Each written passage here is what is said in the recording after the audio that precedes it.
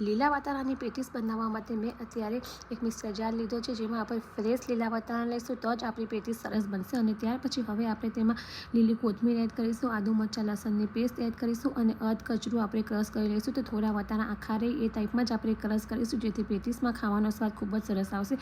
ત્યાર પછી હવે ગેસ ઉપર એક કઢાઈ લીધી છે, જેમાં થોડું ઓઇલ એડ કરીશું. ત્યાર પછી આપણે જે વટાણા ક્રશ કરેલા હતા એ એડ કરીશું અને 2 થી 3 મિનિટ માટે એને થવા દઈશું. અને ત્યાર પછી અહીંયા અમે વરિયાળી લીધી છે, સફેદ તલ લીધા છે, થોડી હળદર લીધી છે, થોડું સોલ્ટ લીધું છે, એ આપણે એડ કરીશું. ત્યાર પછી આમચૂર પાવડર છે, થોડી સુગર છે, એ આપણે એડ કરીશું. અને ત્યાર પછી હવે ઉપરથી થોડો લીંબુનો રસ એડ કરીશું, જેથી જે પેટીસ છે એનો સ્વાદ થોડો ચપતો એવો આવશે.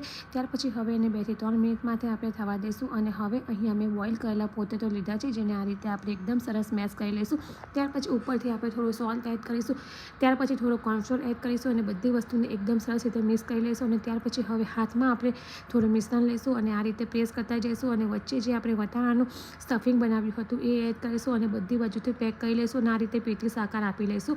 અને ત્યાર પછી અહીંયા મેં કોર્નફ્લોર લીધો છે અને આ જે પેટીસ બનાવી છે એને આપણે કોર્નફ્લોરથી કોટ કરી લઈશું અને ઓઇલમાં ફ્રાય કરી લઈશું.